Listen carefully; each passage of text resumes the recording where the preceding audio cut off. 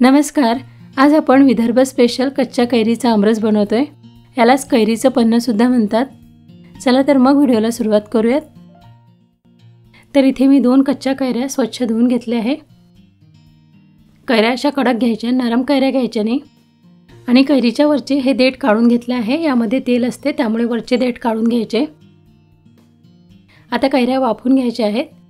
तर कैऱ्या मी हे छोट्या कुकरमध्ये वाफवून घेते. जर तुमच्याकडे मोठा कुकर असेल तर कुकरच्या डब्यामध्ये सुद्धा पाणी घालून कैऱ्या वाफवून घेऊ शकता. कैऱ्या वाफवण्यासाठी कुकरमध्ये 2 ग्लास पाणी घालायचं. आणि आता 2 शिट्ट्या होईपर्यंत कैऱ्या वाफवून घ्यायच्या. खूप जास्त वेळ लागत नाही कैऱ्या शिजायला. कैऱ्या शिजते तोपर्यंत आपण गुळाचं पाणी करायला ठेवूया. त्यासाठी एका भांड्यामध्ये गरम पाणी घ्यायचं. यात 1.5 वाटी किसलेला किंवा बारीक फोडलेला गूळ घालायचा. आमरस जर गोड पाहिजे असेल तर 2 वाटी गूळ घ्या. कैरी किती आंबट किंवा गोड आहे त्यानुसार गूळ घालायचा. गूळ किसून किंवा बारीक फोडून घ्यायचा. यामुळे गूळ लवकर विरघळतो. 10 मिनिटं लागतात गरम पाण्यात गूळ विरघळायला. कुकरच्या 2-3 शिट्ट्या झाल्या होत्या तर मी गॅस बंद करून कुकर थंड होण्यासाठी काढून घेतला आहे. कुकर थोडा थंड झाला आहे. बघा कैऱ्या छान वाफवल्या गेल्या आहेत. ह्या आता एका प्लेटमध्ये काढून घ्यायच्या आणि थंड होऊ द्यायच्या. आणि हे जे कैऱ्या वाफवलेलं पाणी आहे हे फेकायचं नाही आहे. नंतर हेच पाणी आपल्याला आमरस बनवताना वापरायचं आहे. कैऱ्या प्लेटमध्ये काढल्यानंतर 10 मिनिटं थंड होऊ द्यायच्या. त्यानंतर याचा गर काढायचा. आधी कैरीच्या वरचं साल काढून घ्यायचं आणि चमच्याने अशा प्रकारे याचा गर काढून घ्यायचा.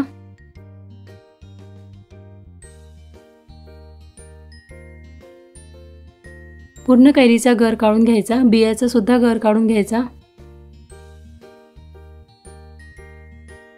दोन्ही कैरीचा गर काढून घेतला आहे. हा गर आता 2-3 मिनिटं मिक्सरमधून फिरवून घ्यायचा. याची अगदी स्मूथ प्युरी करायची. गर मिक्सरमधून वाटताना यात पाणी सुद्धा घालायचं. कैरी वाफवलेलं जे पाणी होतं तेच पाणी घालायचं.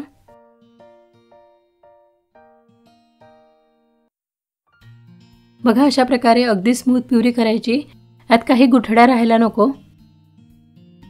आणि इकडे आपण गुळाचं पाणी व्हायला ठेवलं होतं तर गूळ सुद्धा वितळला आहे. गुळाचं पाणी झालं आहे. आता आपण आमरस बनवून घेऊयात. त्यासाठी इथे गॅसवर कढईमध्ये 1 चमचा तूप घ्यायचं. फक्त 1 चमचाच तूप घ्या, जास्त तूप घालायचं नाही. तूप गरम झालं की यात अर्धा चमचा जिरं घालायचं. जिरं तुपामध्ये छान तडतडू द्यायचं. आता यात हा कैरीचा पूर्ण गर घालायचा. तुपामध्ये व्यवस्थित मिक्स करून घ्यायचा. आणि हे जे कैरी शिजवलेलं पाणी शिल्लक राहिलं होतं हे पूर्ण पाणी यात घालायचं. 2 ते 3 मिनिटं गर परतून घ्यायचा.